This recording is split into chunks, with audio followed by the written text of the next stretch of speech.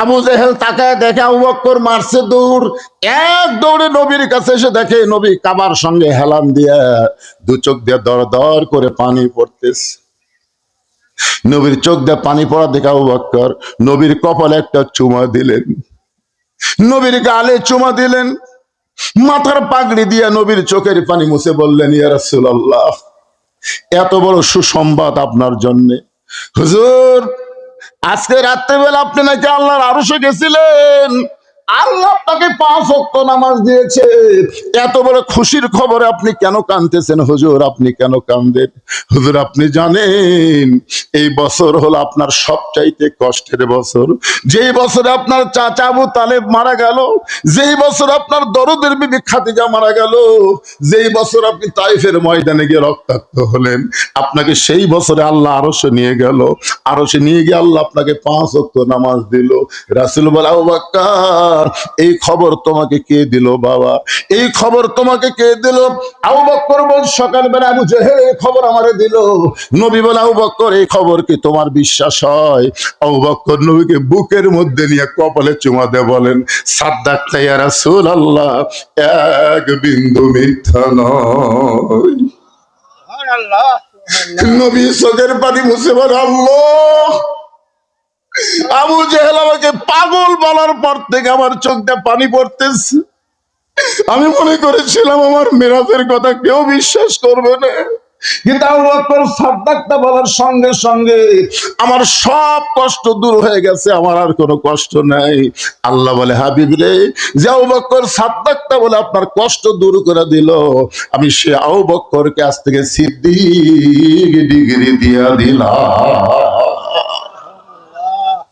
5 ওয়াক্ত নামাজ নিয়ে নবী যখন দুনিয়াতে ফেরত আসলেন, কাবার আঙ্গিনায় আল্লাহর নবী সর্বপ্রথম একা একা ফজরের 2 রাকাত ফরজ নামাজ আদায় করলেন। ফজরের 2 রাকাত ফরজ নামাজ আদায় করে সর্বপ্রথম নবীর সঙ্গে যার দেখা হলো, তার নাম হলো আবু জেহেল। সর্বপ্রথম নামাজ পাওয়ার পরে নবী 2 রাকাত ফজরের নামাজ আদায় করে সর্বপ্রথম যার সাথে নবীর দেখা হলো তার নাম কি? আবু জেহেল। এই যে আমার এই ভাই হজ করছে, যারা হজ করছে তারা আশ্চর্য হয়ে যায় আবু জেহেলের বাড়ির কাছে গেলে। মানে আবু জেহেলের মতন ভাগ্যবান মানুষ কেউ নেই। আবু জেহেলের বাড়ির থেকে কাবা ঘর মাত্র 200 মিটার পশ্চিমে, আর 150 মিটার পশ্চিমে হলো নবীর বাড়ি। পশ্চিমে হচ্ছে লা ইলাহা ইল্লাল্লাহ, আর পূর্বে হচ্ছে মুহাম্মাদুর রাসূলুল্লাহ। মাঝখানে আবু জেহেল। এর মতন ভাগ্যবান কেউ আছে? খালি এরকম তাকালি কাবা, এরকম তাকালি মদিনা রাসূলের বাড়ি। হায় হায় রে, কি ভাগ্যবান, অথচ নামাজ পড়েনি। আপনাদের মসজিদের কাছে এরকম কারো বাড়ি আছে না নাই? যেরকম আছে না নাই? বাড়ির থেকে আকামত শোনা যায়, অথচ বেটা নামাজ পড়ে না।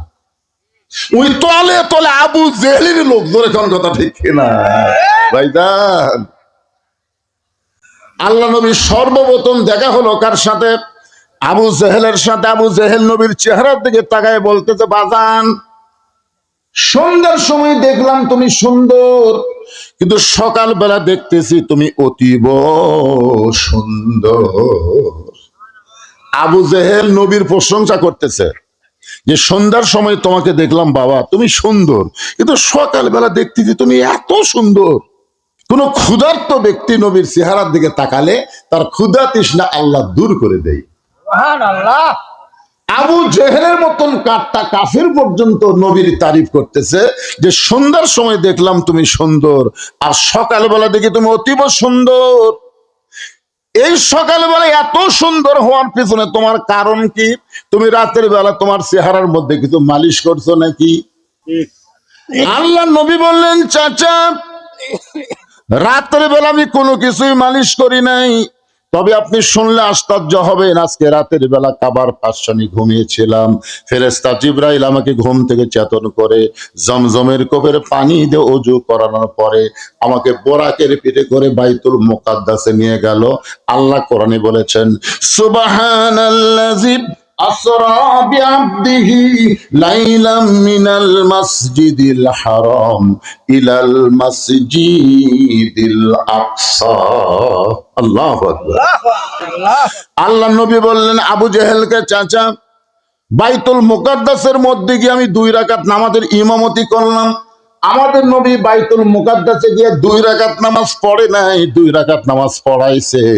এই জন্য আমাদের নবীর ডিগ্রি হলো ইমামুল আম্বিয়া, ইমামুল মুরসালিন। আল্লাহু আকবার। আল্লাহ নবী বললেন, চাচা বাইতুল মুকাদ্দাসে 2 রাকাত নামাজ পড়ানোর পরে 7 আসমান পাড়ি দিয়ে আল্লাহর আরশে গেলাম। আল্লাহর জান্নাত দেখলাম, জাহান্নাম দেখলাম। আল্লাহ পাক আমাকে 5 ওয়াক্ত নামাজ দিল। সে 5 ওয়াক্ত নামাজ রাতারাতি ফেরত এসে সকালবেলা ফজর পড়ে আপনার সঙ্গে আমার দেখা হলো। আমার মনে হয় এই কারণে, আল্লাহর সঙ্গে মেরাজ করার কারণে আমার চেহারাটা আপনাকে অতিরিক্ত সুন্দর লাগতেছে। আপনারা সুবহানাল্লাহ বলেন, আবু জেহেল সুবহানাল্লাহ। এই কথা শোনার পর আবু জেহেল বললেন, পাগল, আগে মনে করতাম তুমি আধা পাগল, কিন্তু আজকে বলতেছি তুমি পুরা পাগল। তুমি যে কইলা বাইতুল মুকাদ্দাসের মধ্যে গিয়ে আমি 2 রাকাত নামাজ পড়াইছি, আমি জীবনে 2 বার বাইতুল মুকাদ্দাসে গেছি, যেখানে যাইতে লাগে 30 দিন, আসতে লাগে 30 দিন। আর তুমি কইলা আজকে রাত্রিবেলায় বাইতুল মুকাদ্দাসে নামাজ পড়াইছো। তুমি পাগল হয়ে গেছো, তুমি পাগল হয়ে গেছো। সেখান থেকে 7 আসমান পাড়ি দিয়ে আল্লাহর আরশে গেলে আল্লাহ তোমাকে 5 ওয়াক্ত নামাজ দিল। অত কথা আমার শোনার দরকার নাই। তুমি যে বাইতুল মুকাদ্দাসে গেছো এটা কোনো সুস্থ মানুষ বলতে পারে না, তুমি পাগল হয়ে গেছো। এই কথা বলে আবু জেহেল যখন দৌড় দেয়, পিছন দিক থেকে রাসূল ডাকতে বলে, চাচা আপনি আমাকে 1000 বার পাগল বলেন, আমার কোনো সমস্যা নাই, কিন্তু আমাকে পাগল বলে কোথায় যাবেন? আবু জেহেল বলতেছে, অনেকদিন হলে চেষ্টা করতেছি আমার এলাকা থেকে তোকে বের করে দিব, কিন্তু বের করার কোনো ইস্যু পাচ্ছিলাম না। আমি কিছুদিন হলে দেখতে পাই কিছু মানুষ এসে আমার বাড়ির দিকে থুতে দেয় আর তোর বাড়ির দিকে সালাম দেয়। আবু জেহেল বলতেছে, আমি কিছুদিন হলে লক্ষ্য করে দেখতেছি কিছু কিছু মানুষ এসে আমার বাড়ির দিকে থুতে দেয় আর তোর বাড়ির দিকে সালাম দেয়। তখন থেকে আমার হিংসা শুরু হয়েছে যে এই সালাম দেওয়া মানুষ, থুতে দেওয়া মানুষের কাছে থাকতে দেওয়া যাবে না, কারণ তুই থাকলে আমার কোনো সম্মানই থাকবে না। এই যে তোকে এলাকা থেকে ছাড়া করার ব্যবস্থা করতেছিলাম, কিন্তু ইস্যু পাচ্ছিলাম না। আজকে যখন ইস্যু পাইছি, তোকে পাগল বানায় আমার এলাকা ছাড়া করতে চাই। এই কথা বলে আবু জেহেল সর্বপ্রথম যার দরজায় গেল তার নাম হলো আবু বকর। জোরে বলেন, তার নাম কি? আবু বকরের দরজায় আবু জেহেল বলতেছে, আবু বকর, আবু বকর বাড়িতে আসো নাকি? আবু বকর বাড়ি থেকে চমকে গেল, এত বড় নেতা সকাল বেলায় আমার দরজায়, নেতা মনে হয় বিপদে পড়েছে।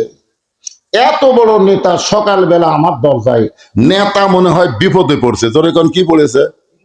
আচ্ছা, বড় বড় নেতা যখন গরিবের দরজায় দরজায় ঘোরে, তখন আপনারা কি বলেন, নেতা বিপদে পড়েনি? 5 বছর পর পর দেখবেন কিছু কিছু নেতা এই বসন্তর কুকিল হয়ে এলাকাতে আসবে। ভাই, রাস্তার ফকির দেখে ড্রাইভারকে বলে, গাড়ি থামা। ড্রাইভার বলে, স্যার কেউ তো নাই। বলে, ওই যে আসতেছে। স্যার ওরা তো ফকির। আরে পাগল, ভোটের আগে থামা। যেই গাড়ি থামাইছে, নেতা গাড়ির থেকে নেমে ফকির সালাম দেয়, সালাম আলাইকুম চাচা, কেমন আছেন চাচা? ফকির খালি চারিদিকে মাথা ঘুরাই বলে, বাবা কাক সালাম দিলে? আপনাকে দিলাম, কারণ ভিক্ষা করে খাই। ভোটের আগে আপনিও যা, আমিও তাই। নেতা রে। মাঝে মাঝে দেখবেন এরকম কিছু নেতা বিপদে পড়ে আপনাদের কাছে আসবে, গরিবের বন্ধু, সমাজ সেবক, জনদরদি করে আপনাদের ভোটটা নিয়ে নেতা আর বদল কাছে থাকবে না, নেতা থাকবে ঢাকায়।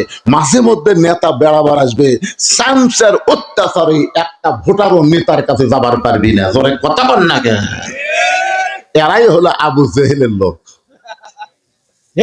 আবু জেহেলের লোক কারা চিনা লাগবে? একটু মনোযোগ দিয়ে শুনবেন। আবু বকর বাড়ি থেকে বের হয়ে বলে, নেতা এই সকাল বেলায় আমার বাড়ির দরজায় আবু বকর, আবু বকর বলে ডাকতেছেন, খবর কি? বলে, তোমার নবী যে পাগল হয়েছে তুমি জানো? যেই বলছে তোমার নবী যে পাগল হয়েছে তুমি জানো, সঙ্গে সঙ্গে আবু বকর এভাবে শাহাদাত আঙ্গুলে তুলে বলতেছে, আবু জেহেল, যেই কথা একবার বলেছো ওই কথা যদি আর একবার, আমার হাতের দিকে তাকান, যেই কথা একবার বলেছো এই কথা খালি আর একবার, আবু জেহেল 3 ধাপ পিছনে গেছে। কিন্তু সবচাইতে নরম মানুষ, আল্লাহ নবী বলেছেন আমার সাহাবীদের মধ্যে সবচাইতে নরম মানুষ হলো আবু বকর। আর সেই মানুষটা বলতেছে একবার বলেছো আর একবার যদি বলো। আবু জেহেল 3 ধাপ পিছনে গিয়ে বলে আবু বকর, এত গরম হওয়ার পিছনে কারণ কি? আবু বকর বলে আবু জেহেল, আল্লাহ নবীর বিরুদ্ধে কথা শুনে কোন মুসলমান যদি নরম থাকে সে আর মুসলমান থাকে না, সে মুনাফিক হয়ে যায়। আমরা যারা এখানে বসে আছি আল্লাহ নবীর বিরুদ্ধে কেউ কথা বললে তাকে ছাড়বো? কথা কন তাকে ছাড়বো না। আবু বকর বলতেছে আবু জেহেল, আল্লাহ নবীর বিরুদ্ধে কথা শোনার পরে কোন মুসলমান যদি নরম থাকে সে আর মুসলমান থাকে না, সে মুনাফিক হয়ে যায়। আবু বকর বলে আবু জেহেল, আমার নবীরে পাগল বলার পিছনে তোমার কারণ কি? আবু জেহেল বলতেছে তাহলে শোনো, তোমার নবী আমারে কইল আজকে রাত্রে বেলায় নাকি কাবার পাশে ঘুমিয়েছিল, ফেরেশতা জিবরাইল নাকি তাকে চেতন করার পরে জমজমের কূপের পানি দিয়ে ওযু করায়া একটা বোরাকের পিঠে করে বাইতুল মুকাদ্দাসে নিয়ে গেছে। সেখান থেকে 7 আসমান পাড়ি দিয়ে আল্লাহর আরশে গেল। আল্লাহ নাকি 5 ওয়াক্ত নামাজ দিল। যেই বাইতুল মুকাদ্দাসে যাইতে লাগে 30 দিন আর আসতে লাগে 30 দিন। আর তোমার নবী কইল আজকে রাত্রে বেলায় বাইতুল মুকাদ্দাসে নামাজ পড়ে আবার নাকি মক্কা ফেরত আসলো। এখন বলো তো এই গাঁজাখড়ি গল্প কি বিশ্বাস করা যায়? আবু বকর মুসকে হাসিয়ে বলে আবু জেহেল, এই কথা যদি আল্লাহর নবী বলে থাকে তাহলে এক বিন্দু মিথ্যা বলে নাই। কি বিশ্বাস? এই কথা যদি আল্লাহর নবী বলে থাকে তাহলে এক বিন্দু মিথ্যা বলেনি। আবু জেহেল কয় আমার সকালটাই মাটি রে, কার কাছে কি খবর দিলাম? আমাকে এসে বলতেছে আজ থেকে 3 বছর আগে, হুজুর আপনি কি জানেন সাইদে হুজুরের ফাঁসি হবে? মানে আমার কাছে বলতেছে, মানে আমাকে একটু চেতানোর জন্য, বুঝলেন? আমি খুশি হয়ে বললাম ভাই এত সুন্দর একটা সুসংবাদ দিলে, চলো চা খাই। চমকে উঠছে, এটা সুসংবাদ হলো? আমি চা স্টলে নিয়ে যা বললাম ভাই 3 কাপ দুধ চা দাও। বলে মানুষ 2 জন 3 কাপ খান, আমার 1 কাপ আর 2 কাপ। ওর সামনে 2 কাপ চা দিছে, বলে হুজুর আমার 2 কাপ দিলেন কেন? বলে এত সুন্দর সংবাদ দিলে। ও যখন চা চুমুক মারতেছে আমি তখন ওর কাছে গিয়ে বললাম সাইদে হুজুরের ফাঁসি হবে এই খবর তুমি আমাকে দিলে, আর আমি তোমাকে খবর দিচ্ছি তোমার মৃত্যু হবে। যেই বলছি তোমার মৃত্যু হবে চমকে উঠছে। চমকে উঠলে কেন ভাই? ফাঁসির তারিখ আছে রে, মরার কোনো তারিখ নেই। সাইদে হুজুরের ফাঁসি হবে তাও একটা তারিখ আছে, তোর যে মৃত্যু হবে তার কোনো তারিখ নাই। ফাঁসির আসামি ফাঁসির দড়ি গলায় নেওয়ার সময় কলেমা তাইবা, কলেমা শাহাদত, তওবা তাসির করা, তারপরে ফাঁসি কার্যকর হবে। আর তুই যে মরবু কলমা কর গ্যারান্টি আছে না? তখন তো না ভাই তা তো নাই। এখন বল কোনটা ভালো? ওই তখন বলতেছে এদিক দিয়ে তো ফাঁসি ভালো। ওই গেলাম আর একটা চা খেয়ে বাড়ি যা। আমি যে বাইর হয়েছি তখন ওই বলতেছে কার কাছে কি খবর দিলাম রে? বলো না। আমি গেলাম পাগলা, তোদের কাছে রেডিওর খবর, পেপারের খবর, টিভির খবর, আর আমাদের কাছে আল্লাহর কোরআনের খবর। ধরে গান কথা ঠিক কি না? যেই খবরের মধ্যে কোনো সন্দেহ নাই সেই খবরের মধ্যে আল্লাহ বলেছেন ওয়ালা তাকুলু লিমান ইউকতালু ফি সাবিলিল্লাহি আমওয়াতুন বাল আহয়াউ ওয়ালাকিন লা তাশউরুন।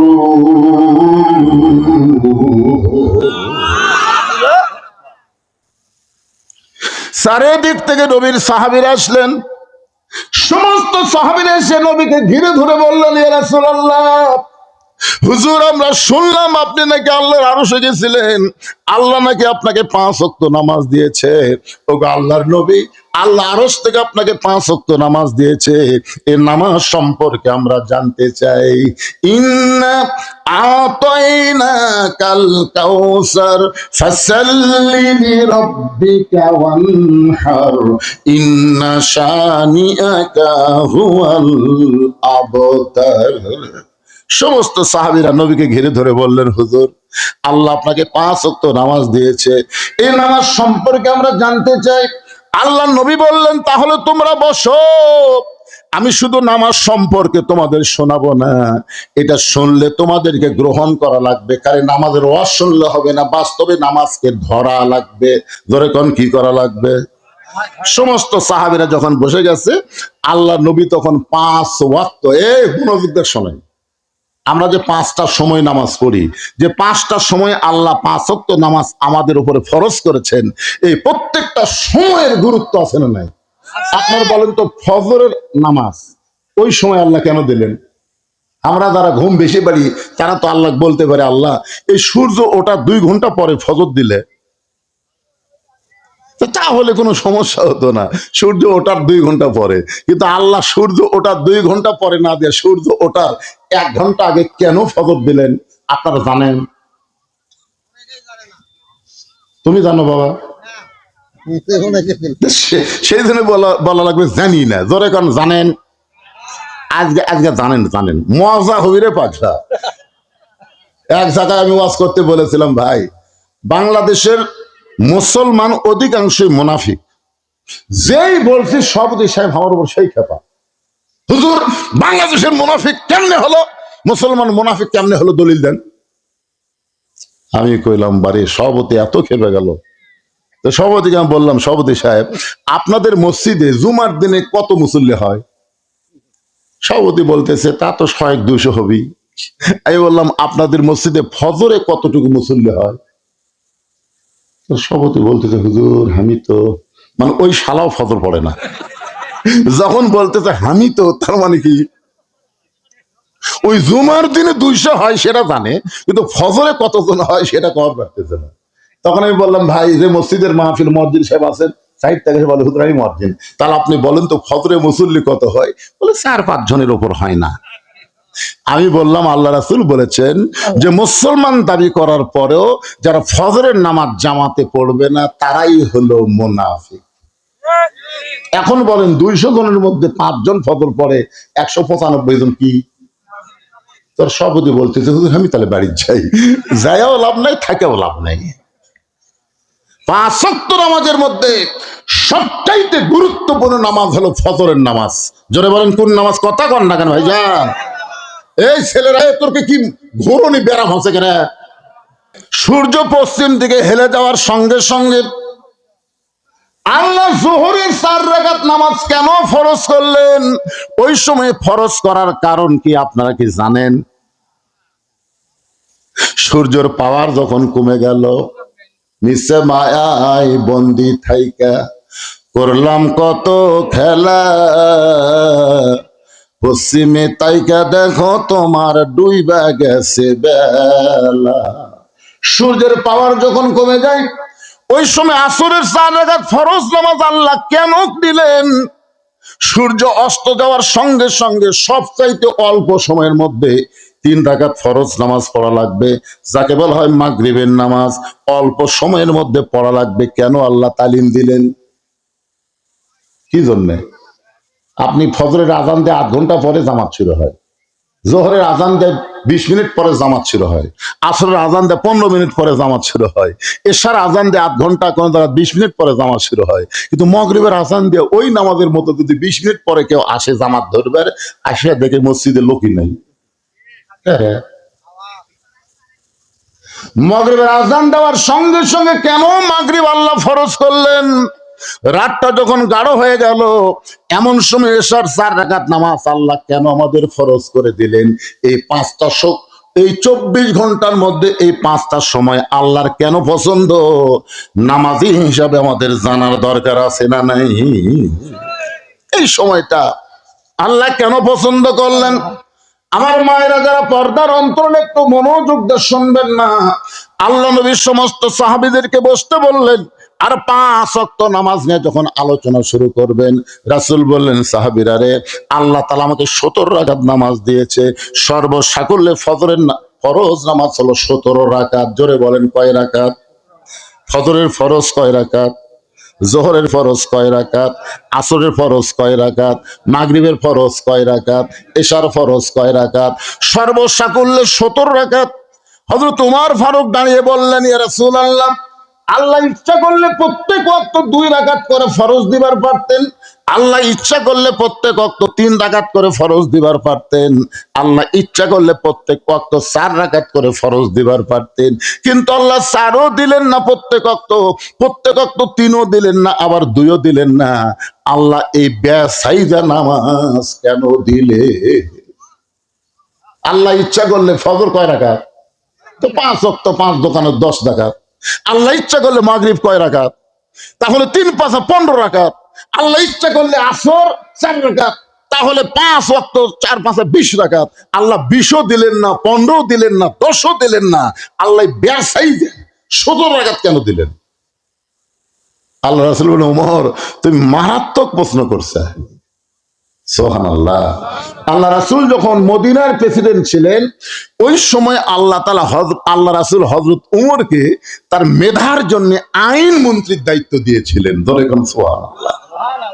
আল্লাহ রাসূল যখন মদিনাকে রাষ্ট্র ঘোষণা করলেন, ওই সময় ধর্মমন্ত্রী হলেন আবু বকর, আর অর্থমন্ত্রী হলেন ওসমান গনি, আর শিক্ষামন্ত্রী হলেন হযরত আলী। ধরে কোন সুবহানাল্লাহ। আল্লাহ রাসূল শিক্ষামন্ত্রী হযরত আলীকে কখন দিয়েছেন জানেন? একই অনুষ্ঠানে নবী খাচ্ছেন সাহাবেদের নিয়ে। হযরত আলীর বুদ্ধি পরীক্ষা করার জন্য আল্লাহ রাসূল খুরমা খেজুর খাচ্ছেন, আটিটা আলীর সামনে খেলে রাখতেছেন, খাচ্ছেন আটিটা আলীর সামনে। কিছুক্ষণ পরে রাসূল বলতেছে, দেখো আলীর পেটে এত খিদে লাগছে, একাই কতগুলা খুরমা খেজুর খাচ্ছে। হযরত আলী রাদিয়াল্লাহু বিচির উপরে হাত দিয়ে বললেন, আসলে আমার খিদা বেশি ভাই, একটু বেশিই খাচ্ছি। তোমাদের কাছে আমি জানতে চাই, খিদা বেশি কার? তাই বিচি বার করা খায় না বিচি সহ খায়? তো সবাই বলতেছে বিচি সহ খাওয়াই তো খিদা বেশি, কারণ বিচি বার করার টাইম হয়নি। তাহলে নবীর দিকে তাকায় দেখো একটাও নাই, তার মানে সঙ্গে সঙ্গে আল্লাহ নবী দাঁড়ায় আলীকে একটানে বুকের মধ্যে নিয়ে তার কপালে একটা চুমু দিয়ে বললেন, আনা মাদিনাতুল ইলমে ওয়া আলী ও বাবুহা, আমি হচ্ছি ইলমের শহর, আলী হচ্ছে তার দরওয়াজা। ধরে কোন সুবহানাল্লাহ। আল্লাহ রাসূল ফজরের 2 রাকাত ফরজ নামাজ সম্পর্কে বলতেছেন, আদম নবীর তওবা যখন কবুল হইল, ওই সময় আদম নবী শুকরিয়া তান আল্লাহকে খুশি করার জন্য 2 রাকাত নামাজ আদায় করেছে। ওই 2 রাকাত নামাজ আল্লাহর এতই ভালো লাগছে, লাইলাতুল মেরাজে আল্লাহ বলেন, হাবিব ওই আদম নবীর 2 রাকাত নামাজ আপনার উম্মতের জন্য ফজরের ফরজ হিসেবে দিয়ে দিলাম। আপনার উম্মতেরা ফজরের ফরজ নামাজ যখন মসজিদে জামাতের সঙ্গে আদায় করবে, আমি আল্লাহ খুশি হইয়া আদম নবীর সমপরিমাণ সওয়াব তাদের আমল নামায় দিয়া দিব। লিল্লাহে তাকবীর। সমস্ত সাহাবীরা বলে, ইয়া রাসূলুল্লাহ, ফজরের 2 রাকাত ফরজ নামাজ জামাতে বললে আদম নবীর সমপরিমাণ যদি সওয়াব আল্লাহ দেয়, আমরা ওয়াদা করলাম জীবন যাবে, কিন্তু আমাদের জীবন থেকে ফজর কোনোদিন কাজা হবে না। ওগো আল্লাহর নবী, এখন যোহরের 4 রাকাত ফরজ সূর্য পশ্চিম দিকে হেলে গেলে কেন আল্লাহ ওই সময় পছন্দ করলেন? নবী যখন যোহরের 4 রাকাত নামাজ সম্পর্কে বলতে যাবেন, এমন সময় আবু জেহেল গ্রুপ নিয়ে হাজির। যোহরের 4 রাকাত সম্পর্কে নবী যখন বলতে যাবেন, এমন সময় আবু জেহেল গ্রুপ নিয়ে হাজির। জোরে কোন কি নিয়ে হাজির?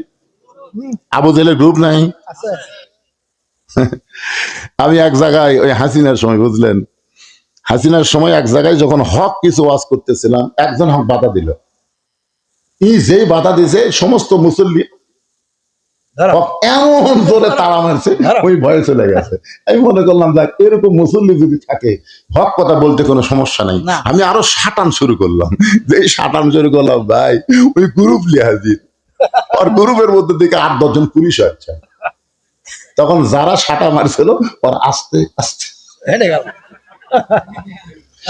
তখন আমি একলা পড়ে থাকলো, কে রে। আমাদের বাংলাদেশে এখন আবু জেহেলের গ্রুপ আছে না নাই? ধরে গান আছে না নাই?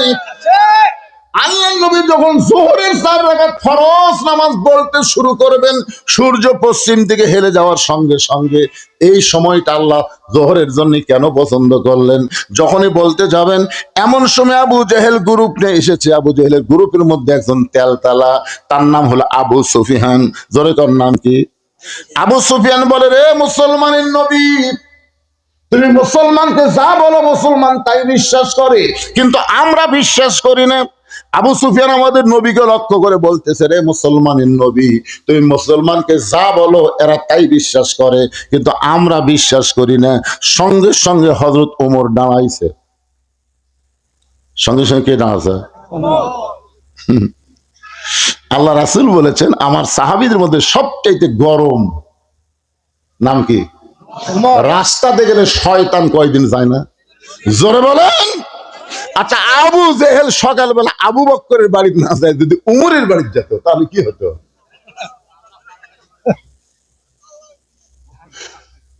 হযরত ওমর দাঁড়িয়ে বলতেছে, রে কাফেরের বাচ্চারা, এই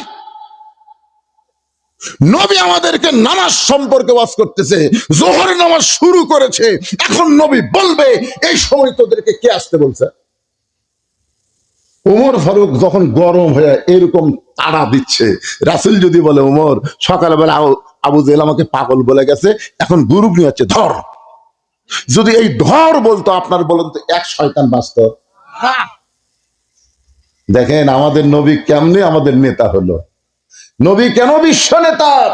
সঙ্গে সঙ্গে নবী বললেন, এসলেস ইয়া ওমর, ওমর তুমি বসো।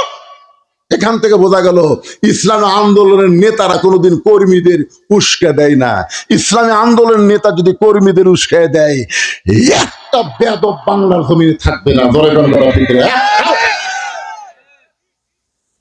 কিন্তু উস্কে দেয় না তো, যদি লাগাও তো হাসিনার এই সেলা সম্পর্কে থাকতো।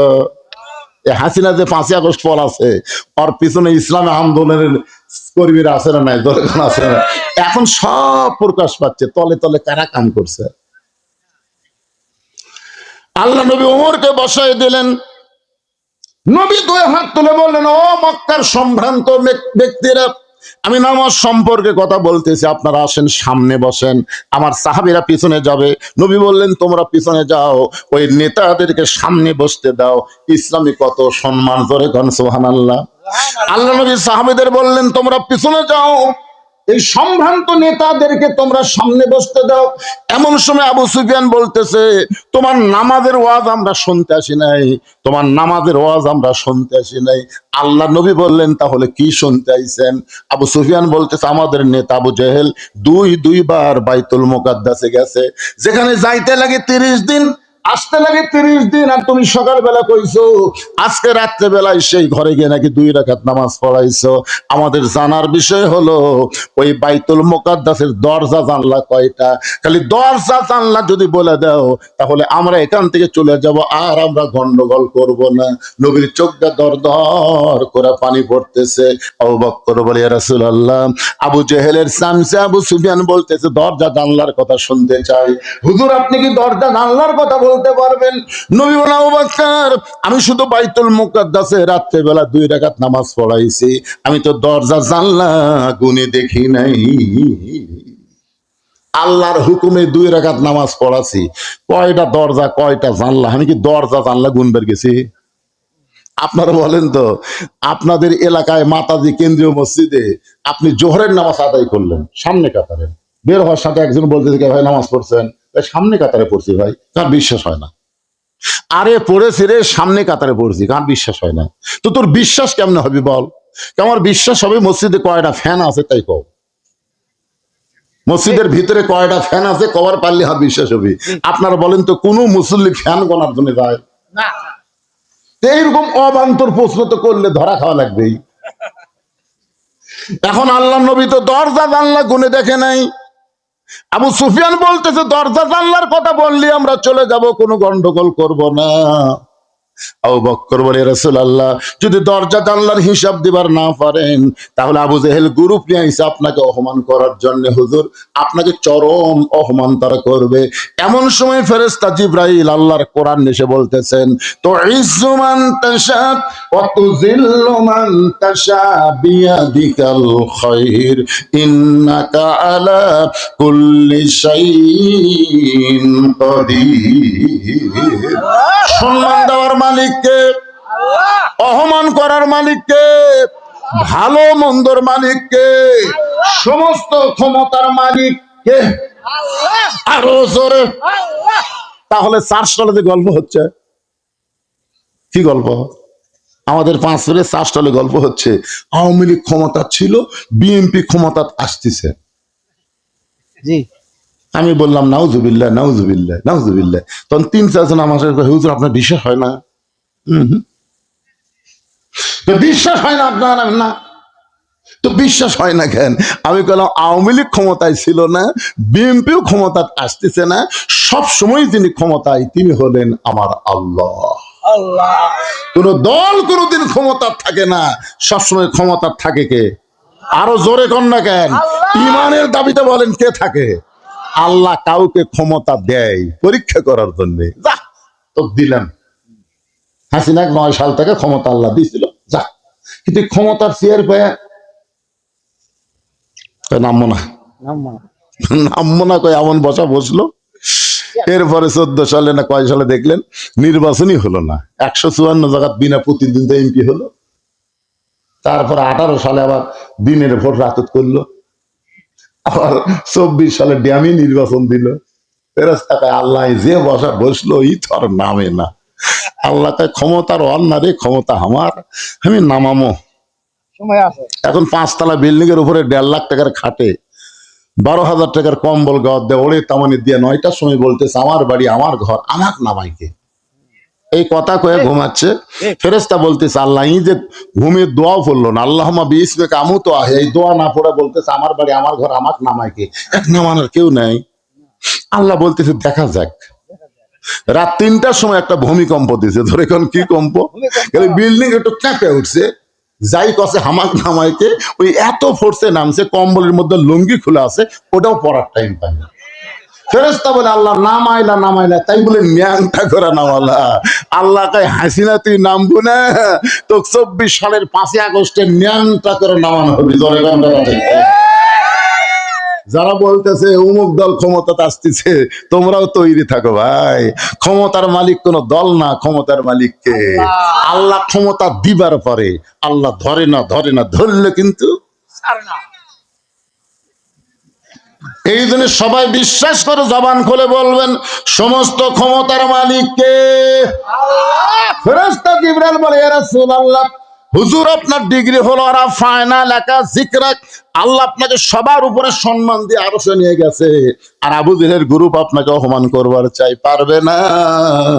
আমি জিবরাইল গোটা বাইতুল মুকাদ্দাস আমার হাতের উপর করে আপনার সামনে ধরবো, আমার হাতের উপরে বাইতুল মুকাদ্দাস ঘোরাতে থাকবো, আপনি দরজা জানলা গুনে গুনে উত্তর দিয়ে দিবেন। ফেরেশতা জিবরাইল গোটা বাইতুল মুকাদ্দাস আল্লাহ নবীর সামনে হাজির করে ঘুরানো শুরু করলো। নবী গুনে গুনে দরজা জানলার হিসাব যখন দেয়, আবু জেহেল বলতেছে চলো যাই। আবু সুফিয়ান বলে নেতা যাওয়ার তো কথা নাই, অপমান করার কথা। তখন বলতেছে খামাখা গন্ডগোল করে লাভ কি।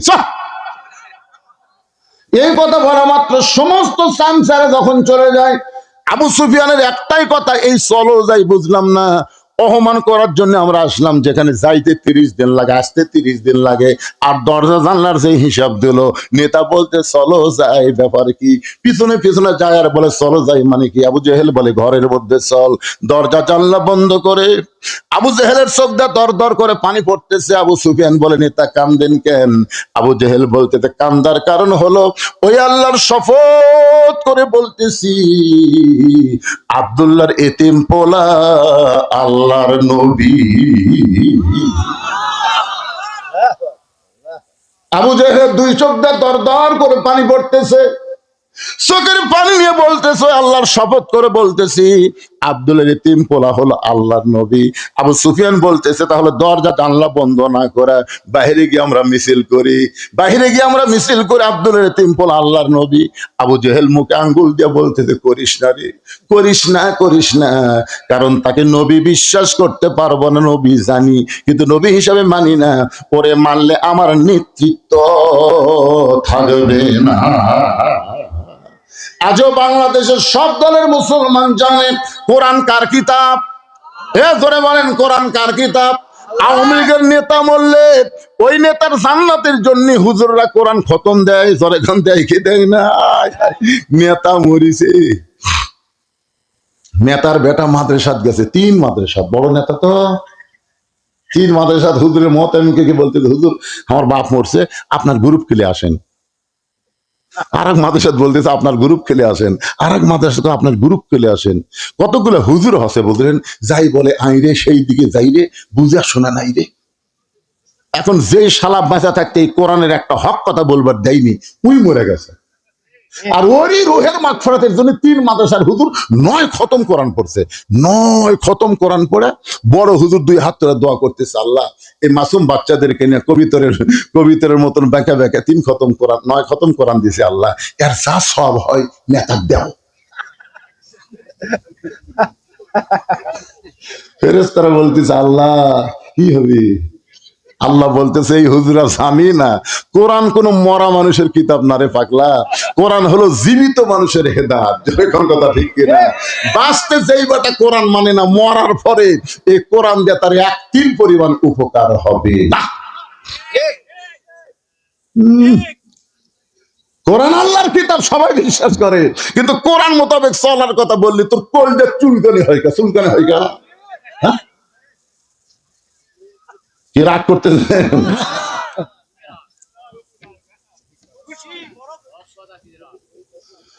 وَنُنَزِّلُ مِنَ الْقُرْآنِ مَا هُوَ شِفَاءٌ وَرَحْمَةٌ لِّلْمُؤْمِنِينَ।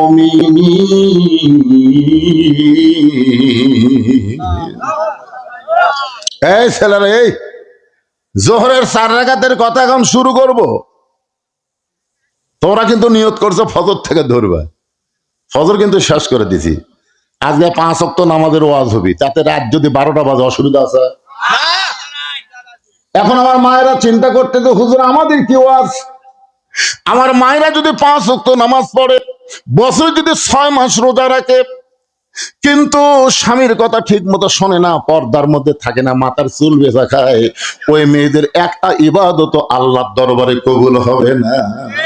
আমার মায়েদের ইবাদত কবুল করতে গেলে 1 নম্বর যে জিনিসটা লাগবে তার নাম হলো পর্দা। জোরে বলেন, তার নাম কি? এই কারণে আল্লাহ কোরআনে বললেন, অকরনা ফি বুয়ুতিকুন্না ওয়ালা তাবাররাজনা তাবাররুজাল জাহিলিয়াতিল উলা।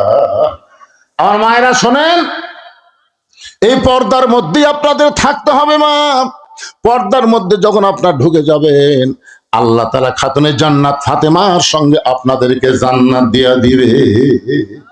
কারণ ফাতেমা হবে জান্নাতি নারীদের নেত্রী। ফাতেমা যে সমস্ত মেয়েদেরকে সিগনেচার করবে তারাই জান্নাতি হবে।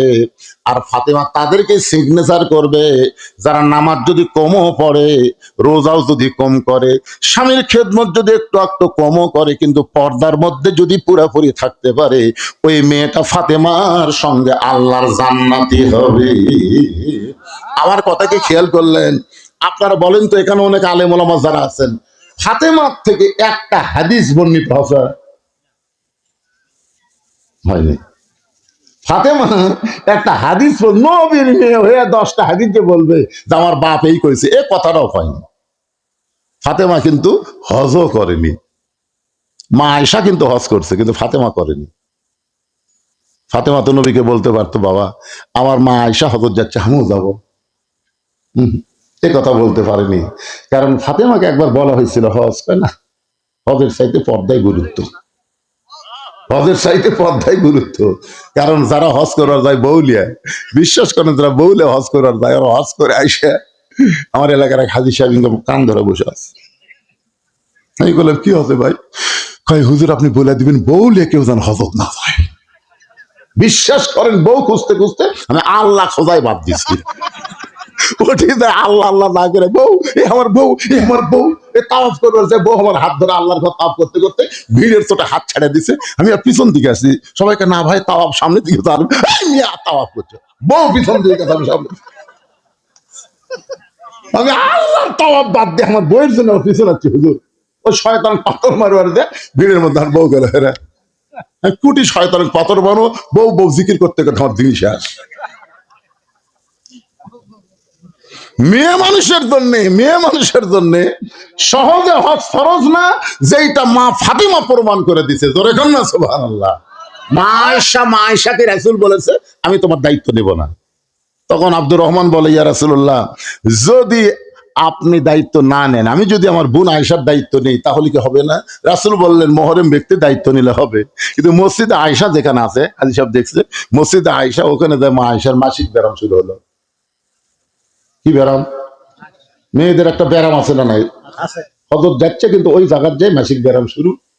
আয়েশা হাওদার মধ্যে থেকে বলতেছে আব্দুর রহমান ভাই আমার তো কাম সারা। বলে কি হয়েছে? কই ওই ব্যারাম শুরু হচ্ছে। ওই ব্যারাম শুরু হলে নামাজ পড়া যাবে না, রোজা করা যাবে না, কোরআন শরীফ ধরা যাবে না, কিচ্ছু করা যাবে না, তাওয়াফ করা যাবে না। না। তখন আব্দুর রহমান বলে কয়দিন লাগবে রে? সে কয় আমার তো 5-7 দিন লাগেই। এই জন্যই তো এই জন্যই নবী তোর দায়িত্ব লাইনি। এখন আমার তোর পড়া দিবার তো আমারও গেল। হাসতেছেন ভাই, হাসতেছে। আমার মায়েরা শোনেন, হযরত আলী এক সময় বলেছিলেন ফাতেমা রে আমি তোমাকে নিয়ে হজে যাওয়ার চাই। ফাতেমা বললেন স্বামী গো আপনিও গরিব আমিও গরিব, আমার হজের দরকার নাই। এক সময় শুয়ে থেকে হযরত আলী ফাতেমার কপালে চুম্বন দিয়ে বললেন ফাতেমা আল্লাহর ঘর তাওয়াফ করতে কি তোমার মন চায় না? ও ফাতেমা তুমি কি আল্লাহর ঘর তাওয়াফ করবা না? ফাতেমা বলে স্বামী গো আমি পর্দার মধ্যে থাকার কারণে ওই আল্লাহর শপথ করে বলতেছি 5 ওয়াক্ত নামাজ যখন আমি দাঁড়াই আল্লাহর কাবা ঘর আমাকে তাওয়াফ করে। লিল্লাহে তাকবীর। হযরত আলী নবীর কাছে গিয়ে বললেন এ রাসূলুল্লাহ আপনার মেয়ে এমন কথা বলতেছে। আল্লাহ নবী বললেন আলী রে এই মুহূর্তে ফাতেমার জন্য আল্লাহ আমাকে খবর দিল সাইয়্যিদাতুন নিসাই আহলেল জান্নাহ, ফাতেমা হচ্ছে জান্নাতি নারীদের নেত্রী। আমার মায়েরা সময় পাইলে আবার আপনাদের কাছে আসতেছে। এখন জোহরের 4 রাকাত ফরজ নামাজ। রাসূল বলেন সাহাবীরা শোনো, আমাদের জাতির পিতা হযরত ইব্রাহিম চড়কের উপরে বসে আছেন। এমন সময় বাবা আজও রশি ধরে টানতেছে, নিচে নমরুদের চুলার আগুন দাউ দাউ করে জ্বলতেছে। ফেরেশতা জিবরাইল বলে ওগো আল্লাহর নবী আপনার বাবা রশি টান দিল, আপনি পড়ে গেলি আগুনে পড়ে যাবেন। ফেরেশতা জিবরাইলের কথা শুনে জাতির পিতা ইব্রাহিম মুচকি মুচকি হাসতেছে। বলে আপনি মুচকি মুচকি হাসার কারণ কি? ইব্রাহিম বললেন জিবরাইল শোনো, নমরুদ আগুনের চুলা জ্বলাবার পারে কিন্তু পোড়ানোর ক্ষমতা নমরুদের হাতে নাই, আমার আল্লাহর হাতে। আমি সে আল্লাহর দিকে তাকায় বলতেছি হাসবি আল্লাহ নিমাল ওয়াকিল অনিমাল মাওলা অনিমান নাসির। চলকের টান পড়লো, ইব্রাহিম নবী আগুনের চুলার মধ্যে পড়লো। আগুনের চুলাকে আল্লাহ বললেন কুলনা ইয়া নারু কুনি বারদাও ওয়া সালামান আলা ইব্রাহিম। আগুনের চুলা যখন শান্তির বাগান পায়, আমাদের জাতির পিতা হযরত ইব্রাহিম এক নিয়তে 4 রাকাত নামাজ পড়ে। ওই 4 রাকাত নামাজ এতই ভালো লাগছে, আল্লাহ বলে হাবিব আজকে লাইলাতুল মিরাজে ওই ইব্রাহিম নবীর 4 রাকাত নামাজ আপনাকে দিয়ে দিলাম। আপনার ওই 4 রাকাত নামাজ আপনার উম্মতেরা জামাতের সঙ্গে যখন আদায় করবে, ওই জোহরের 4 রাকাত নামাজ আদায় করার সঙ্গে সঙ্গে আমি আল্লাহ তাকে ইব্রাহিম নবী পরিমাণ সওয়াব দিয়া দিব। সমস্ত সাহাবীরা বলে ইয়া রাসূলুল্লাহ জোহরের 4 রাকাত নামাজ জামাতের সঙ্গে আদায় করলে ইব্রাহিম নবীর সম পরিমাণ যদি সওয়াব পাওয়া যায় আমাদের জীবন চলে যাবে। জীবিত অবস্থায় ইচ্ছা করে কোনদিন জোহরের নামাজ আমরা বাদ দিবার পারবো ভাইজান, লাইলাতুল মিরাজ 5 ওয়াক্ত নামাজের কথা বিরক্ত লাগতেছে আপনাদের? নামাজের কথা শোনা বিরক্ত লাগে? ফাতেমার শুনতে তো ভালোই লাগে। ওটা বসে করেন কেন? এই যে উঠলো কেন রে? আরে পাশে কয়েকটা ছেলেরা খালি ঘোরও নিবে আরাম রে বা। নামাজ না পড়ো, না পড়ো, না পড়লে কি হবে? ইমাম মালিক রহমতুল্লাহ বলেছেন, তোমাদের এলাকার কোন বেনামাজি লোক যদি মারা যায় তোমরা কি করবা? তো ছাত্ররা বলতে, হুজুর আপনি বলেন, আপনি আলেম মানুষ, আপনি বলেন। তো ইমাম মালিক বললেন, তোমাদের রাস্তার যদি কোনো কুত্তে মরে তোমরা কি করবা? তখন ছাত্র বলল, হুজুর কুটি বেনামাজি আর কুটি কুত্তে। ইমাম মালিক বলতেছে, আমি জানার জন্য বলতেছি, কি করবি ক? রাস্তার কুত্তে বলে, কুত্তে যদি আমরা রাখা দিয়ে অলসতা করে, কুত্তে পচে দুর্গন্ধ হবে, ওই রাস্তা দিয়ে আর যাওয়াই যাবি না। তো রাস্তা চলাচলের জন্য কুত্তাকে আমরা মাটির তলে পুঁতে ফেলবো। তো মাটির তলে পুঁতে ফেলবি, গোসল করে দিবি কুত্তা? কয় না। কুত্তা কাপড়ের কাপড় পরে দিবি? কয় না। কুত্তা কি খাট দিত করে তুলবি? কেন না। পাও দড়ি লাগে টানা লিয়া পুঁতে থমো। ইমাম মালিক বললেন, একজন বেনামাজি মরলে এর চাইতে বেশি করা যাবে না। আর পাও দড়ি লাগে টানা লিয়া পুঁতে থোয়া লাগবে। একজন বেনামাজিও যা, একজন একটা কুত্তাও তাই। এই মালিক যখন এই ওয়াজ করছে, সাথে সাথে 4-5টা কুত্তা দৌড়াচ্ছে। আচ্ছা, ঘেউ ঘেউ ঘেউ ঘেউ করে শুরু করছে। ইমাম মালিক কই, কে রে কুত্তা ঘেউ ঘেউ করে কে? এমন সময় আল্লাহর কোরআন বলতেছেন, সুম্মা রাদাদনাহু আসফালা সাফিলিন। ওগো ইমাম মালিক, বেনামাজিকে কুত্তার সাথে তুলনা করবেন না। কুত্তারাও বেনামাজির চাইতে ভালো, এরা কুকুরের শুকুরের চাইতেও জঘন্য। এই জন্য কুত্তা খাও খাও করতেছে। আমার এলাকার এক মুয়াজ্জিন আমারে কয়, হুজুর এই আমি যখন ফজরের আজান দেই তখন 3-4টা কুত্তা আসে এই মসজিদের জানলার কাছে খালি উ উ করে। হুজুর মনে হয় ওরকে কুত্তার আমার মাইকের মধ্যে দিয়ে মানুষ শুনবার হয়। আমি বললাম, মুয়াজ্জিন তো মারাত্মক কথা রে বারে, আপনাকে এলাকাতে এরকম কুত্তা করে? তা আমি মুয়াজ্জিনকে বললাম, ভাই আজকে কিছু বলার পারলাম না, আমি একটু চিন্তা ভাবনা করি। তো তাও ফেকার তাহাবি শরীফ একটা কিতাব আছে ফেকার, ওই কিতাবটা পড়তে পড়তে এক জায়গায় দেখলাম আল্লাহর কোরআনের ব্যাখ্যা করা হচ্ছে, কো আনফুসাকুম আহলিকুম নারা। জাহান্নামের আগুন থেকে যদি বাঁচতে চাও, এই ছেলে দিকে তাকাও, জাহান্নামের আগুন থেকে যদি বাঁচতে চাও একলা বাঁচলে হবে না, আহাল পরিবার নিয়ে বাঁচা লাগবে। আমি মুয়াজ্জিনকে বললাম, কে ভাই আপনার ছেলে মেয়ে? হুজুর তো আমার মেয়ে নাই, কিন্তু 2টা ছেলে আছে হুজুর। তো আপনার 2 ছেলে কি নামাজ পড়ে? না, এই শয়তানরা নামাজ পড়ে না। আমি এই জন্য কুত্তা ভুগতিছে, কারণ আল্লাহ কোরআনে বলেছেন, ওয়ামান আহসানু কওলাম মিম্মান দাআ ইলাল্লাহ ওয়া আমিলা সালিহাও ওয়া ক্বালা ইন্নানি মিনাল মুসলিমিন। আপনি মুয়াজ্জিন, আপনার 2 ছেলে নামাজ পড়ে না কেন? 7 বছর থেকে এদেরকে নামাজের তালিম যদি দিতেন আর 10 বছর থেকে যদি জোর করে নামাজ ধরাতেন, তাহলে আপনি শুধু একলা আজান দিতেন না, ওরা সঙ্গে সঙ্গে মসজিদের মুসল্লি হয়ে যেত। আপনারা এটা কখনো মনে করবেন না যে বাপ নামাজ পড়বে, বেটা নামাজ পড়বে না, দাদা নামাজ পড়বে, নাতি নামাজ পড়বে না, আপনারা জান্নাতে যাবার পারবেন মনে করবেন না। নামাজ পড়তে গেলে সবাই মিলে জামাতের সঙ্গে নামাজ পড়া লাগবে। আল্লাহ নবী বলেন, সাহাবীরা শোনো, কোরআন শরীফের মধ্যে সবচাইতে যেই নবীকে নিয়ে আল্লাহ বেশি আলোচনা করেছে সেই নবীর নাম হলো মুসা কালিমুল্লাহ। কোরআনের সবচেয়ে বেশি যে নবীকে নিয়ে আল্লাহ আলোচনা করেছেন নবীর নাম কি? মুসা কালিমুল্লাহ। মাঝে মাঝে তুর পর্বতে যাইতেন আল্লাহর সঙ্গে গল্প করার জন্যে। এক সময় মুসা নবীকে ফেরাউন এমন ভাবে আক্রমণ করলো, 3 দিকে ফেরাউনের সৈন্য আর একদিকে সাগর। মুসা এমন জায়গায় আটকে গেল, ফেরাউন বলে, রে মুসা তাকায় দেখ, সামনে সাগর, আমরা 3 দিকে লাঠি নিয়ে দাঁড়ায় আছি, এখন তোর পালানোর মতন কোনো জায়গা নাই। মুসা বলতেছে, আল্লাহ তোমার কলিমার দাওয়াত দিয়ে আজকে ফেরাউন হত্যা করতে চাই। তিন দিকে ফেরাউনের সৈন্য সামন্ত লাঠি নিয়ে দাঁড়ায় গেছে, সামনে সাগর, আমি করব কি?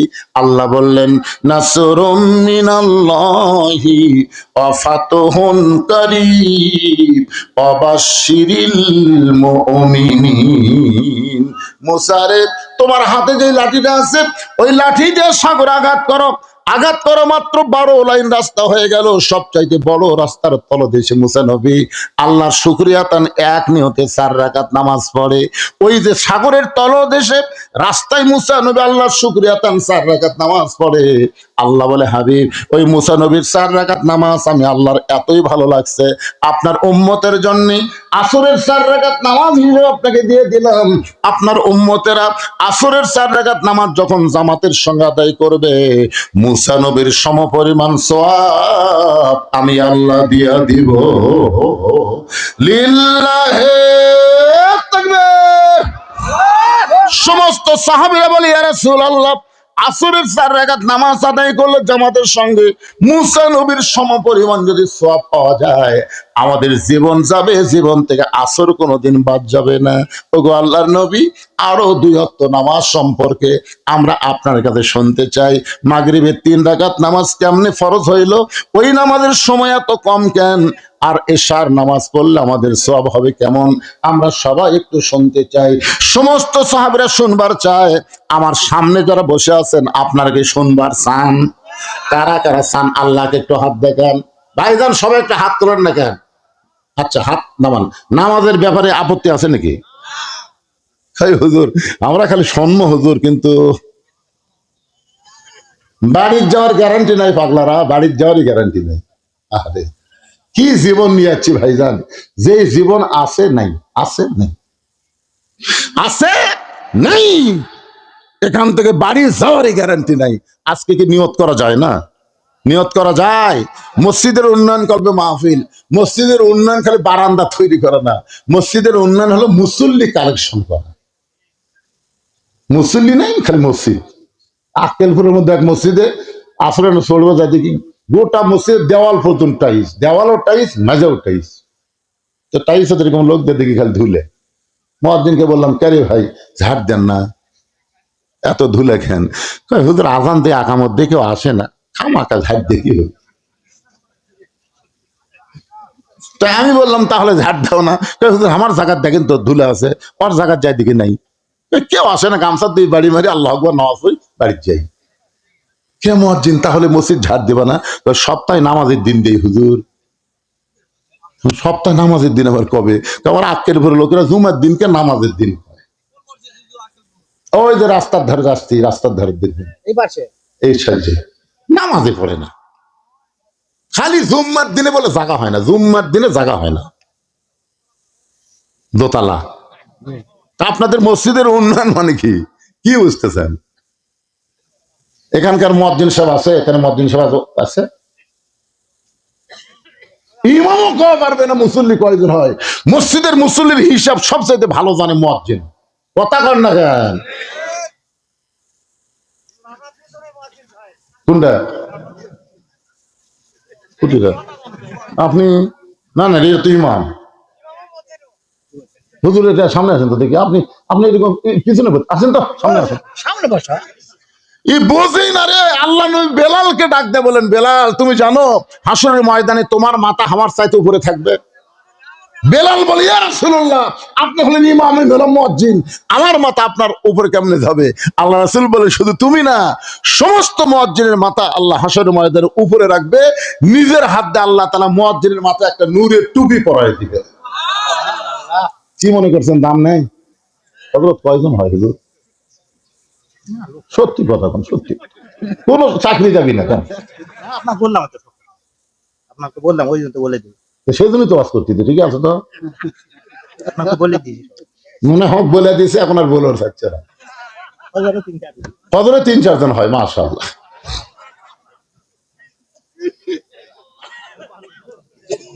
এই এই এই বড় বড় বড় কাবলার কারা কারা ওয়াজ শুনতেছেন? হাত তুলে দেখি, বড় কাবলার কারা কারা?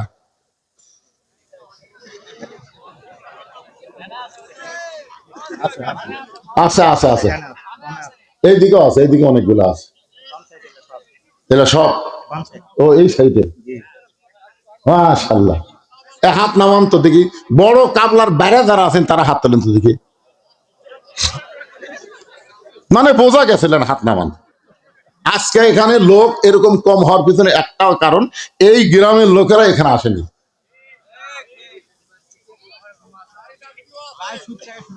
ওই আত্মীয় কুড়ি যাবি রে, যে আত্মীয় বাড়িতে আসাতে কোরআনের মাহফিল আসা যায় না, এর আত্মীয় না, এর আত্মীয়র নামে শত্রু। ধরে কথা ঠিক কিনা? নিজে আসবে, আত্মীয় নিয়ে আসবে। আত্মীয় কি কি জন্য দাওয়াত দিতে চায়? শোভা শুনবে না, খাবা।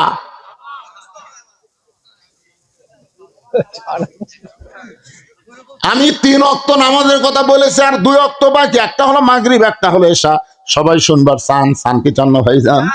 যারা বাহির গ্রামের আছেন আপনাদের দরকার আছে, এই গ্রামের সবার দরকার আছে। যুবকেরা যারা কষ্ট করে মেহনত করে আজকের এই জান্নাতের বাগান লাগাইছো, তোমাদের জীবন জান্নাতে হবে। এবং গাজ্জালী বলেছেন, মানুষ যখন কবরে যাবে, মুসলমান কবরে যাওয়ার সঙ্গে সঙ্গে সবাই মাটি দিয়ে যখন চলে আসবে, এমন সময় আল্লাহ 2 জন ফেরেশতা পাঠায় দিবে। আপনি বলেন তো, আপনি যখন একা হয়ে যাবেন, সবাই যখন আপনার কাছ থেকে চলে আসবে, এমন সময় আপনি কবরে একা হয়ে গেছেন, আল্লাহ তখন 2 জন ফেরেশতা আপনার কবরে পাঠাবে। এই 2টা ফেরেশতার নাম কি? কিরামান কাতিবিন। তো আমাকে সাথে আছে পাগলা। ফেরেশতা আসিয়া যখন জিজ্ঞাসা করিবে, দিন কি তোমার মাবুদকে, বা তখন কি বলিবে? এই গানটা গাও, গুনাহ হবে না। ফেরেশতা আসিয়া যখন জিজ্ঞাসা করিবে, দিন কি তোমার মাবুদকে, বা তখন কি বলিবে? আল্লাহ বিনে নাই রে মাবুদ, আল্লাহ বিনে নাই রে মাবুদ, জবানে তাই বলো রে বলো, মুখে আল্লাহ রাসূল সবে বলো। 2 জন ফেরেশতা আসবে কবরে, মুনকার নাকির। মুনকার মুখস্থ হবেন, মুনকার। আর সব সময় আমাদের সঙ্গে যে 2 ফেরেশতা থাকে, সেটা হলো কিরামান কাতিবিন। এগুলোর নাম মুখস্থ রাখবেন। জান কবজ করবে, তার নাম কি? আজরাইল। এই জান কবজ করা ফেরেশতার নামও মুখস্থ থইনি পারে। একটু মনোযোগ দেবেন। একটা আয়াতে কারিমা পড়ার পরে আবার মাগরিব আর এশার ওয়াজ নিয়ে আসতেছি। ইন্নাল্লাযীনা ক্বালু রাব্বুনাল্লাহু সুম্মা ইসতাকামু তাতানাজ্জালু আলাইহিমুল মালাইকা আল্লা তাখাফু ওয়া লা তাহজানু ওয়া আবশিরু বিল জান্নাতিল্লাতী কুনতুম তুআদুন। সবাই যখন চলে যাবে, এমন সময় মুনকার নাকি 2 ফেরেশতা এসে আপনাকে জিজ্ঞাসা করবে, মান রব্বুকা, মান রব্বুকা, তোমার রব কে? সঙ্গে সঙ্গে নামাজ দাঁড়িয়ে যাবে। যারা মাগরিবের নামাজ পড়ে এশার আগে মারা গেছে, এশার নামাজ পড়ে ফজর আগে মারা গেল, ফজর পড়ে জোহরের আগে মারা গেল, অসুস্থ হইয়া 2 ওয়াক্ত পড়তে পারে না, সেটা ভিন্ন কথা। হুঁশ না থাকে 2 ওয়াক্ত বাদ গেছে, সেটা ভিন্ন কথা। কিন্তু সুস্থ অবস্থায় নামাজ পড়ার পরে লোকটা মারা গেল, মনে করেন ফজর পড়েছে, জোহরের আগে লোকটা মারা গেল, ওই লোকটাকে কবরে রাখার পরে মুনকির নাকির যখন জিজ্ঞাসা করবে মান রব্বুকা, সঙ্গে সঙ্গে নামাজ দাঁড়িয়ে যাবে। নামাজ দাঁড়িয়ে বলবে, রে মুনকির নাকির, কারে মান রব্বুকা প্রশ্ন করতেছো? মুনকির নাকির বলবে, যিনি কবরে শায়িত আছে তাকে প্রশ্ন করতেছি। বলে, তাকে প্রশ্ন করো না, আমি তার নামাজ দাঁড়িয়ে গেছি। এ মুনকির নাকির, যেই লোকটাকে মান রব্বুকা প্রশ্ন করতেছো, এই লোকটা 10 বছর থেকে নামাজ ধরেছে, আর 70 বছর বয়সে মারা গেছে। এখন বলো তো, 10 বছর থেকে 70 বছর, এই 60 বছরে 5 ওয়াক্ত করে দৈনিক যদি নামাজ পড়ে, তাহলে কত ওয়াক্ত নামাজ পড়েছে এই হিসাব দে। মুনকির নাকির কয়, ভাই আমরা তো ক্যালকুলেটর, আসিস নি, ক্যালকুলেটর লিস নি। যদি 5 ওয়াক্ত নামাজ 17 রাকাত ফরজ হয়, 12 রাকাত সুন্নত হয়, 3 রাকাত বেতর হয়, তাহলে সারাদিনে কত রাকাত হয়? প্রতি মাসে কত রাকাত? প্রতি বছরে কত রাকাত? প্রতি 10 বছরে কত রাকাত, তাহলে 60 বছরে কত রাকাত হিসাব দে। মুনকে নাকি কয় হিসাব জানি না। রে পাগলা, এই লোকটা মসজিদের মধ্যে ঢুইকা নামাজের নিয়ত করার পরই বলেছে আলহামদুলিল্লাহি রব্বিল আলামিন। যেই লোকটা রুকুতে গিয়ে বলেছে সুবহান রব্বিয়াল আযীম, যেই লোকটা সেজদায় গিয়ে বলেছে সুবহান রব্বিয়াল আলা। দুনিয়াতে নামাজের মধ্যে রুকুতে সেজদাতে নিয়ত বান্দার পরে এতবার রব রব রব রব করে জিকির করলো, আবার কবরে আসার সাথে সাথে মান রব্বুকা প্রশ্ন করি, তোদেরকে শরম নাই? এতবার রব রব করে যে কবরের মধ্যে আইলো, তার এবার মান রব্বুকা প্রশ্ন করিস কেমনে? মুনকির নাকির বলে আল্লাহ তোমার বান্দাকে মান রব্বুকে প্রশ্ন করার সঙ্গে সঙ্গে নামাজ যে খেপা খেপছে আমরা করব কি? আল্লাহ বলে মুনকির নাকির সাক্ষী থাক, আমার যেই বান্দা বান্দি নামাজ নে কবরে আইছে তার সব প্রশ্নের উত্তর আমি আল্লাহ দিয়া দিলাম। এইটা হলো কবরের পুরস্কার। আর দুনিয়ার পুরস্কার হলো ইন্নাস সালাতা তানহানিল ফাহশাই ওয়াল মুনকার। একমাত্র নামাজই পারে মানুষকে যাবতীয় ফাহিশা খারাপি বেহুদা কাজ থেকে বাঁচাই দিতে। আপনার যুবকের হাতে মোবাইল আছে, আপনি কি জানেন এই যুবকটা রাত 11টার পরে জানলা দরজা বন্ধ করে কম্বলের তলে কি করে? আপনি কি জানেন? কিন্তু আপনার ছেলেটা যদি 5 ওয়াক্ত নামাজি হয়, ওই মোবাইল চালু করবে, কিন্তু অশ্লীল ভিডিও আসলেই বলবে কেউ না দেখলেও আল্লাহ দেখতেছে, আমার 2 কাঁধের ফেরেশতা লিখতেছে, আমি অন্যায় কিছু দেখব না। আল্লাহ বলেছেন নামাজি পারে তাকে বেহুদা খারাপি কাজ থেকে হেফাজত করতে। আল্লাহ বলেছেন ফালিয়াবুদু রাব্ব হাযাল বাইত আল্লাযী আতামাহুম মিন জুই ওয়া আমানাহুম মিন খাউফ। শুনে নাও, ওই ঘরের মালিকের, ওই মসজিদের মালিকের তোমরা যদি গোলামি করো, নামাজ পড়ো, আমি আল্লাহ সঙ্গে সঙ্গে তোমাদের 2টা পুরস্কার দিব। 1 নম্বর পুরস্কার হলো তোমাদের রিজিকের কোনো পেরেশানি থাকবে না। আর 2 নম্বর পুরস্কার হলো যাবতীয় ভয় ভীতি থেকে আমি আল্লাহ তাআলা তোমাকে পুরোপুরি নিরাপত্তা দিয়ে দিব। ইউসুফ আলাইহিস সালামকে ওরা কূপের মধ্যে ফেলে দিয়েছিল। ইউসুফ নবী সেখান থেকে জেলের মধ্যে গেল। এক সময় জুলাইখার কারণে জেলের ভিতর থেকে স্বপ্নের তাবির করে সে মিশরের খাদ্যমন্ত্রী, এক সময় প্রধানমন্ত্রী হয়ে গেল। যখন ইয়াকুব আলাইহিস সালামের সঙ্গে ছেলের মিলন হলো, বাপ বেটা একসঙ্গে আল্লাহর শুকরিয়া তান 3 রাকাত নামাজ পড়ে। এই 3 রাকাত নামাজটা আল্লাহর এতই পছন্দ হলো, আল্লাহ বলে হাবিব আপনার উম্মতের জন্য ইয়াকুব ইউসুফ সম্মিলিত নামাজকে মাগরিবের নামাজ হিসেবে দিয়ে দিলাম। আপনার উম্মতেরা মাগরিবের 3 রাকাত নামাজ যখন জামাতের সঙ্গে আদায় করবে, ইয়াকুব ইউসুফ নবীর সমপরিমাণ সওয়াব আমি আল্লাহ দিয়া দিব। আমাদের নবীর আগে একজন নবী দুনিয়াতে আইছিলেন, সেই নবীর নাম হলো ঈসা আলাইহিস সালাম। জোরে বলেন তার নাম কি? ঈসা নবী কিন্তু এখনো মরে নাই।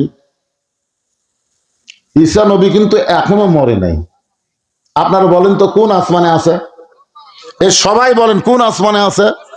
ঈসা আলাইহিস সালামকে আল্লাহ যখন দুনিয়া থেকে 4র্থ আসমানে নিয়ে যায়, ঈসা বলতেছে আল্লাহ দুনিয়াতে মানুষ মরার জন্য যায়, কিন্তু আমার তো মৃত্যু হলো না। এখানে একটা মারাত্মক সত্য কথা, দুনিয়াতে মানুষ বাঁচার জন্য না মরার জন্য? একেবারে এই কথা বলতে আপনাদের কোন জায়গায় বাঁচতে চায়? ও 3 তলা 4 তলা বাড়ি বানিয়ে বুলকি মারতেছেন, কি দেখতেছে? হুজুর 6 তলা ভিত দিছি, হুজুর 3 তলা হচ্ছে রড বার করেছি, হুজুর দোয়া করবেন, দোয়া করবেন আল্লাহ যেন 6 তলা করেই মরার তৌফিক দেয়। মানে 6 তলা করেই যেন মরার পারি। 6 তলা করে বাঁচবি না মরবি? এই জন্য সবাই বলেন দুনিয়াতে মানুষ কিসের জন্য আসে? বাঁচা না মরা? ঈসা বলতেছে আল্লাহ দুনিয়াতে গিয়েছিলাম মরার জন্য, কিন্তু আমার তো মৃত্যু হলো না। আপনি আমাকে 4র্থ আসমানে নিয়ে আসলেন, আমার কি মৃত্যু হবে না? আল্লাহ বলে ঈসা তোমার মৃত্যু হবে, শুধু একজনই মরবে না। আপনি বলেন তো শুধু একজনই মরবে না, আপনার বলেন সেটা কে? আরো জোরে আল্লাহ। কুল্লু মান আলাইহা ফানি ওয়া ইয়াবকা ওয়াজহু রাব্বিকা যুল জালালি ওয়াল ইকরাম। এমনকি যে আজরাইল আমাদের জান কবজ করে, এই আজরাইলকেও মরা লাগবে। আপনারা বলেন তো আজরাইলের জান কে কবজ করবে? সবাই এক ব্যক্তি নিজে কন, কে? আজরাইল শুনুক, সতর্ক হোক। নিজের জান নিজে কবজ করা যে কি বিপদ ভাই! ওই সময় আজরাইল যে একটা টিওর মারবে বুঝলেন, ওই টিওরটা ইসরায়েলের সিঙ্গার ফুৎকারের সমান হয়ে যাবে। আল্লাহ, এই কাম যে আমার করা লাগবে, এটা যদি আগে জানতাম তাহলে এই মানুষের এই যে আত্মার জান কবজ করার দায়িত্ব আমি নিতাম না। কি একটা কঠিন অবস্থা হবে। আল্লাহ বলে, আজরাইল দেখো তার কেউ আছে? না আল্লাহ, আমি সব খুঁজে খুঁজে দেখছি কেউ নেই। ভালো করে দেখো, নাই আল্লাহ, কেউ নাই। তুই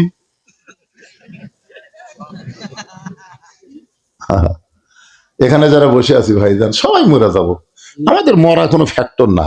আল্লাহ বলেছেন কোনো চিন্তা করো না, আমি আল্লাহ বলতেছি, ইন্নাল্লাযীনা ক্বালু রাব্বুনাল্লাহ। এই যে রব্বুনাল্লাহ, নামাজের এই রব নিয়ে যদি তুমি খবরে যাও, আল্লাহ বলতেছেন, আল্লাহ তাখাফ, তোমার কোনো ভয় নাই, ওয়ালা তাহজান, তোমার কোনো টেনশন নাই, কোনো চিন্তা নাই, ও আবশিরু বিল জান্নাহ, তোমার কবরটাই হবে জান্নাত। জোরে করে সুবহানাল্লাহ। দুনিয়ার মানুষ রেখে আসবে তোমাকে অন্ধকার ঘরে, তোমার ইমান এবং আমলের আলোতে। আমি আল্লাহ কবরকে জান্নাতের সাথে একটা সম্পর্ক করে দিয়ে বলবো, বান্দা তুমি কি কবরে থাকবা, না তোমার জন্য আর একটা জায়গা আছে ইল্লিন নামক জান্নাতের বাগান, তুমি কোথায় যাবে? তুমি যদি বলো আমি কবরেই থাকবো, তাহলে তোমার কবরকে ইল্লিন বানাতে হবে। আর তুমি যদি বলে এই ছোটখাটো জায়গাতে আমি থাকতে চাই না, তখন আল্লাহ ইল্লিন দিয়ে দেয়, আমাকে স্বাধীনভাবে ছেড়ে দিবি কিয়ামত পর্যন্ত। কোনো টেনশন আছে? খালি এশার নামাজটা বলা বাকি আছে।